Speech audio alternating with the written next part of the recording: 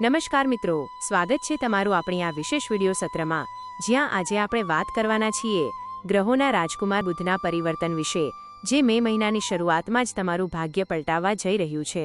શું તમે જાણો છો કે ક્યારેક ગ્રહોનું અસ્ત થવું પણ તમારા માટે લોટરી લાગવા સમાન સાબિત થઈ શકે છે? હા, તમે સાચું સાંભળ્યું. 1 મે 2026ના રોજ બુધ ગ્રહ મેષ રાશિમાં અસ્ત થવા જઈ રહ્યા છે અને તેની સીધી અસર તમારી આર્થિક સ્થિતિ અને નોકરી પર પડવાની છે. તો વિડીયોને અંત સુધી જોજો, કારણ કે કદાચ તમારી રાશિનું ભાગ્ય આ લિસ્ટમાં ચમકી રહ્યું હોય. જો તમને અમારા જ્યોતિષશાસ્ત્રના આ વિડીયો ગમતા હોય તો અત્યારે જ આ વિડીયોને લાઇક કરી દો, ચેનલને સબસ્ક્રાઇબ કરી લો અને બેલ આઇકન દબાવવાનું ભૂલતા નહીં, જેથી ભવિષ્યના આવા જ મહત્વપૂર્ણ વિડીયો તમને સૌથી પહેલા મળતા રહે.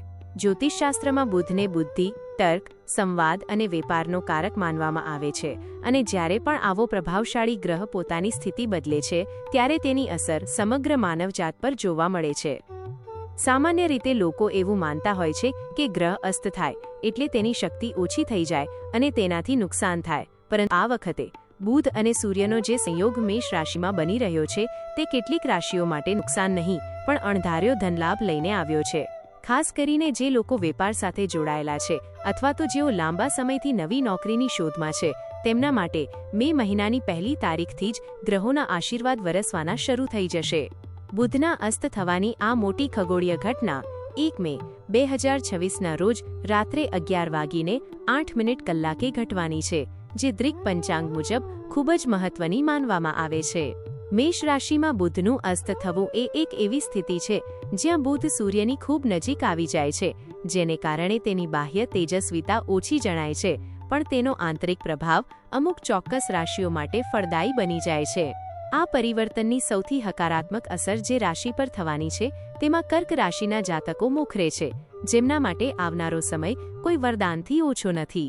કર્ક રાશિના જાતકો માટે બુધનું અસ્ત થવું એ કરિયરના ક્ષેત્રમાં એક નવો સૂર્યોદય સમાન સાબિત થશે, કારણ કે તમારી મહેનત જે અત્યાર સુધી કદાચ દેખાતી નહોતી તેની હવે તમારા ઉપરી અધિકારીઓ નોંધ લેશે.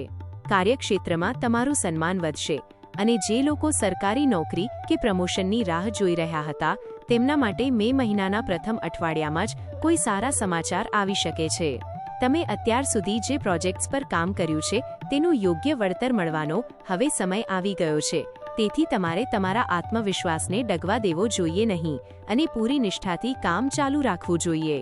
આ સમયગાળા દરમિયાન કર્ક રાશિના જાતકોને નવા લોકો સાથે મુલાકાત થવાના યોગ પણ બની રહ્યા છે, જે ભવિષ્યમાં તમારા માટે આર્થિક ફાયદાના દ્વાર ખોલશે. જો તમે વેપારી છો તો જૂના કરેલા રોકાણમાંથી તમને અણધાર્યો નફો મળી શકે છે, અથવા તો કોઈ અટકેલો સોદો અચાનક પૂરો થતાં તમારી આર્થિક સ્થિતિમાં મોટો સુધારો જોવા મળશે. નેટવર્કિંગ અને નવા સંપર્કો તમારા માટે લાંબા ગાળે ખૂબ જ લાભદાયી સાબિત થશે, તેથી સામાજિક પ્રસંગો કે વ્યવસાયિક મીટિંગોમાં હાજરી આપવાનું ટાળતા નહીં, કારણ કે ત્યાંથી જ તમારી પ્રગતિનો નવો માર્ગ નીકળી શકે છે.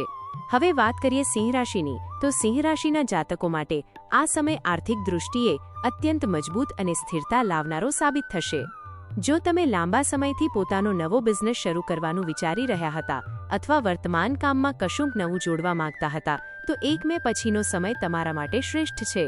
બુધની બદલાતી ચાલ તમને એવો આત્મવિશ્વાસ આપશે કે જેનાથી તમે લીધેલા નિર્ણયો સચોટ સાબિત થશે અને બજારમાં તમારી એક નવી ઓળખ ઊભી થશે.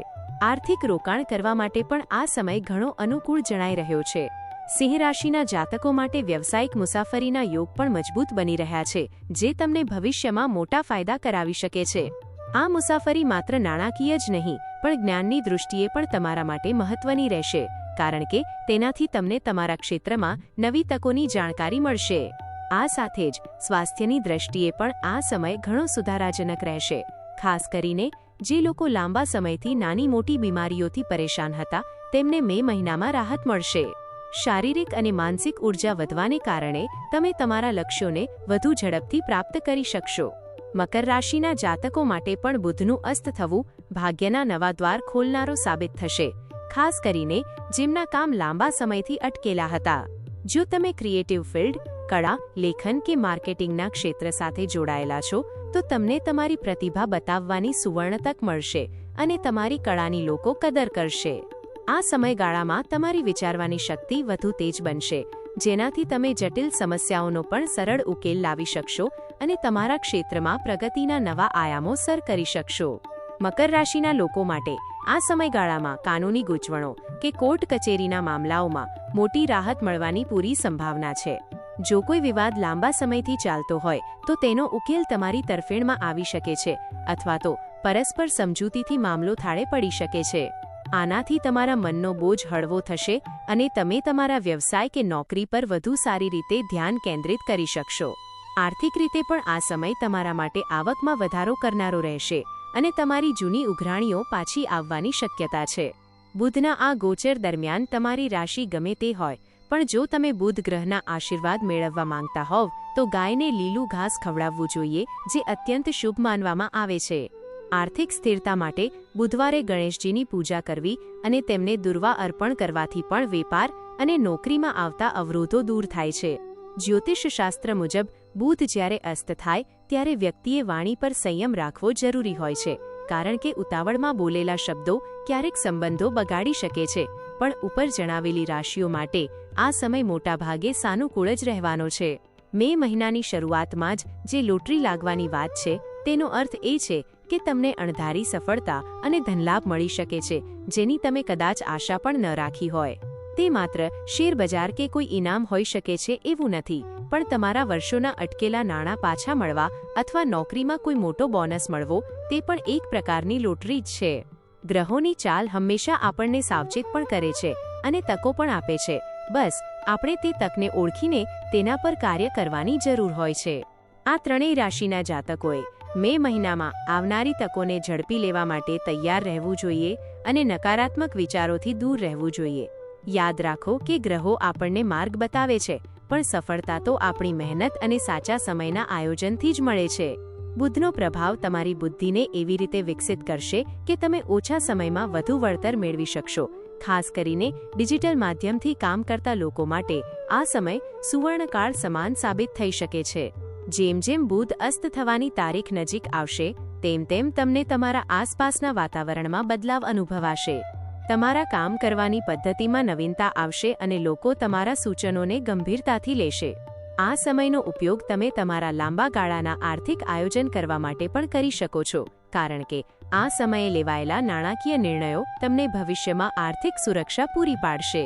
ખાસ કરીને ફેમિલી બિઝનેસમાં સંકળાયેલા લોકોએ આ સમયે એકબીજા સાથે સુમેળ સાધીને આગળ વધવું જોઈએ. વિડીયોના અંતમાં અમે આશા રાખીએ છીએ કે બુધનું આ અસ્ત થવું તમારા જીવનમાં પ્રગતિ અને ખુશીઓ લઈને આવે.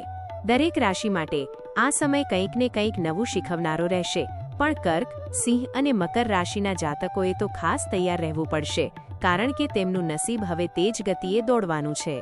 તમારી રાશિ કઈ છે અને તમે કયા પ્રકારની સમસ્યાઓનો સામનો કરી રહ્યા છો તે અમને નીચે કોમેન્ટ બોક્સમાં જરૂર જણાવજો, જેથી અમે તમારા માટે વધુ ચોક્કસ માહિતી લાવી શકીએ. જો તમને આ માહિતી ઉપયોગી લાગી હોય તો તમારા મિત્રો અને પરિવારના સભ્યો સાથે પણ આ વિડીયો શેર કરજો, જેથી તેઓ પણ આ ગ્રહ પરિવર્તનનો લાભ લઈ શકે.